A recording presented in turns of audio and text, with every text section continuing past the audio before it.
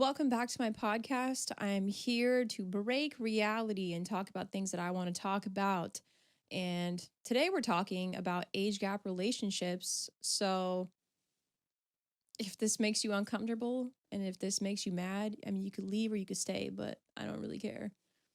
I'm here to speak the truth and nothing but the truth. So help me myself. In one of my last pods, I talked about Diddy and Cassie and their age gap. She was 19 and he was 37.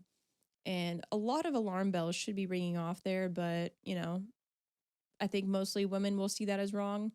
I think the men will think that she was in the wrong, but that's not exactly what we're going to talk about. I want to talk about age gap relationships, and people might get offended and say that this is how it's always been and there's nothing wrong with it. But I think you're a fucking weirdo if you think age gap relationships are okay. And that's my opinion. All right, let's get into it. Why he wants you young, the lie behind age gap love. If you're in your 20s and he's over 30, just know that's not true love.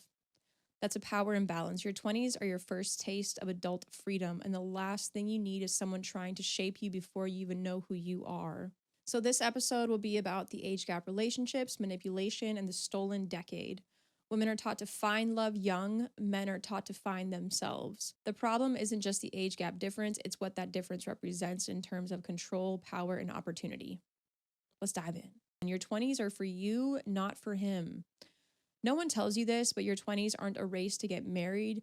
They're your first real chance to find out who you are without a man defining it for you. Your brain development continues until around 25 and actually a little bit past that. This matters for decision making and self-awareness. Most women in their early 20s are just now escaping their parents' or societal's control. You're supposed to explore, fail, rebuild, not sacrifice your freedom to build someone else's life. Technically, you're an adult in America at 18, okay? You can finally vote. And then you can't drink until you're 21, but you can sign up for the military at 18, right?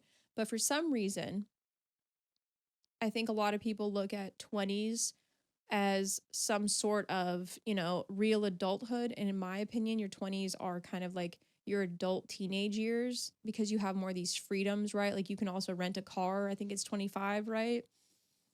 So, what makes you think that you can make such life-altering decisions like picking a lifetime partner, marrying a lifetime partner, having children with a lifetime partner? What makes you think that you are so intelligent that your 20s are the time to do that when you don't even know who you are, Even at home when you're living at your parents' house, everyone's experiences are different, but typically you live at home with like your parents until you're 18 and then maybe go to college, whatever, that little story. But you're kind of tasting your first piece of freedom in your 20s, and you're not going to make good decisions. I'm going to tell you this right now. Your 20s are literally your adult years of you being a teenager, basically, where you are finding who you are. You're finding out who your friends are. You're finding out what you really want to do. Sometimes people, they go to college and they totally change their like direction in life in their 20s. So what makes you think that you can pick a lifetime partner when you literally don't even know what you want to do with your life? Why older men want younger women? He doesn't want you because you're mature. He wants you because you're not, because you're easier to mold, easier to impress, easier to control. Men over 30 targeting women 18 to 24, 25 is normalized, but it's predatory. It's not about connection, it's about access to someone with less life experience, financial freedom, or boundaries. A man that is over 30 years old has nothing in common with a woman that is 18 to like 25 years old, okay? Your 20s are like the years where you are finding yourself finally without your parents' control. And especially in your 20s, unless you come from like some sort of rich family, you're not going to have financial freedom as somebody who is probably like 30 or older, where they have already spent their 20s building up some sort of career, maybe starting out something new. But it's really easy to impress younger women with like a nice car because they literally are probably working with a college budget. And a lot of men know this. A lot of men know that they can impress younger women a lot easier than they were to, go on a date with someone that's actually their age, like a normal person. Because, someone their age is going to see their car and be like, that's it, or with their career, like, that's all you've done. There's a reason why men are not dating the women in their age group, because the women don't want them. Okay. Let's stop pretending like women don't want good men even as they get older. I think when older women see the truth, and I think we should start listening to them when they tell us like that old man doesn't care about you. There's a reason we won't date him. With the things that I've seen at the club, some clubs are 18 and up, some clubs are 21 and up. I feel like all of them should be 21 and up only because the men go in there trying to find the youngest bunch, and that's what I've seen a lot of the time. Like there are old ass men that come in there looking for the youngest girls, the newest girls, the most naive girls. And this isn't just the club. This is like a reflection. This is like a mirror of society of what happens. It just seems like to them this building is an okay building to behave like that when they know for a fact that their old ass shouldn't be talking to someone that looks like they're 18 at like a grocery store, like Starbucks. Like they know that that's weird, okay? But it's because at the clubs it's seen as like a little bit more acceptable because it's a business. And sometimes I've heard about girls working at clubs with fake IDs and not actually being of age. So, take that as like a grain of salt, I guess. But if the men get caught up, then they're the ones that go to jail. Also, that like disgusting thing that men say, jail bait, like that's fucking gross. That's literally fucking gross. That's nauseating. But men say that shit though about women. There's also this like lie that, oh, women mature faster and that's why they're dating older men. That just normalizes predatory behavior. Like I don't think women need to be dating men at all, and especially not dating seriously in your 20s, because again, those are years where you are like finding yourself, and it shouldn't be spent on dating some old fucking man. There was some lady that commented saying women mature faster. This is a grown ass woman, by the way. Just because you're dating someone that's older than you doesn't mean that they're mature. Yeah. Just because a man is 45, that doesn't mean he's mature. Age has nothing to do with it. So I think it's just another lie to normalize this like predatory behavior from men dating younger women. It's fucking weird. That's weird. Y'all are weird. The lie of the perfect time to marry and have kids. They rush us to marry young. They rush us to have kids. But have you noticed they never rush the men? Society pressures women to start families before 30. Meanwhile, men are told to grind in their 20s and settle down later. Many women are now choosing to have kids in their 30s and 40s and thriving. By the way, you can have kids when you're 40 years old. It's happening often. It's just society doesn't want women to know that. You'll be an old mom. Nobody wants you after 30. But no matter what, when you have kids, patriarchy will still punish mothers. Single moms, used goods, divorced moms, failed wives, etc. Like there's no winning. So really, like there's no winning at all. When you play these games with men, there's literally no winning. Like you have to like opt out of playing their fucking games.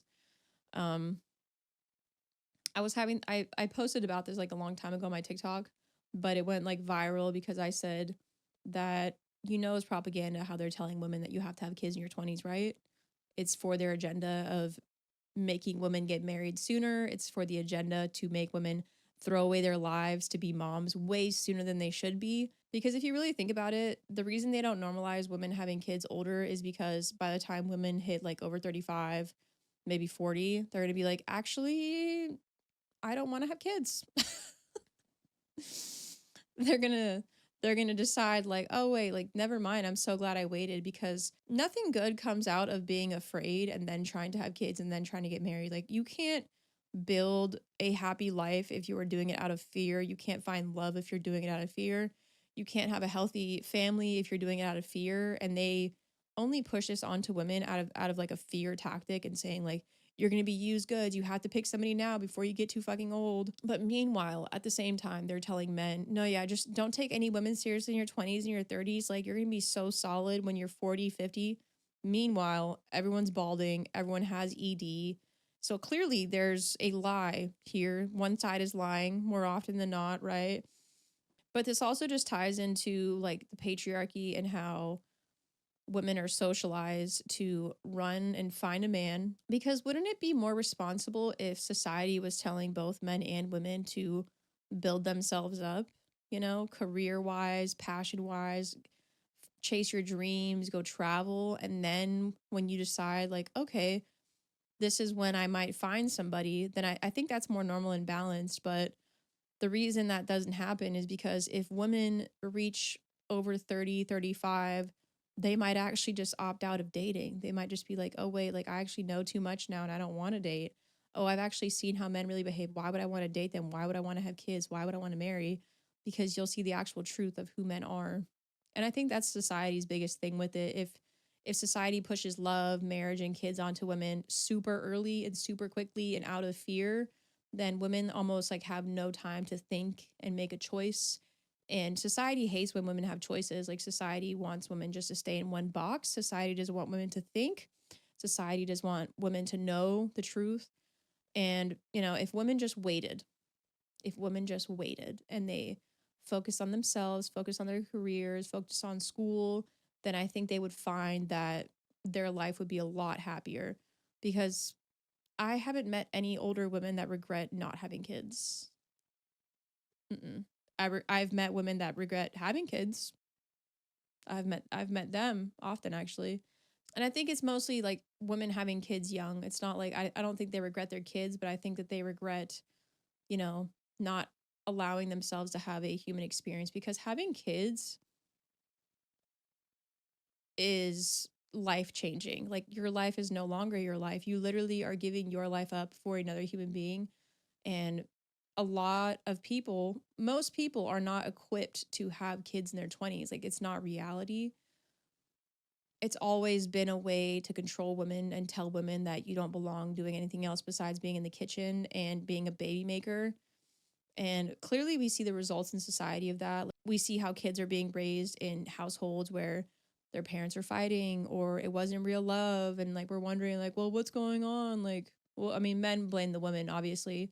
But the truth is, like, you can't make such big life altering decisions in your 20s. It doesn't make any sense. Like, you can't get married in your 20s. Like, you shouldn't get married in your 20s. You shouldn't have kids in your 20s.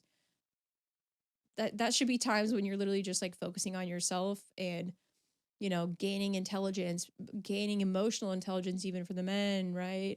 But instead, it's like the pressures of society.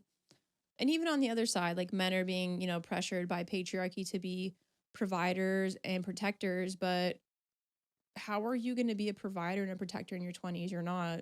That doesn't make any sense, Like you're just finding yourself, maybe, if that, I don't know. Doesn't make any sense to me. Marriage is a tool of control globally and historically. The truth is, marrying young isn't just a personal choice, it's a global strategy, a system built to trap girls before they become women. In many countries, child marriage is still legal and common. South Asia, Africa, Middle East, there's so many places. I think I was like 170.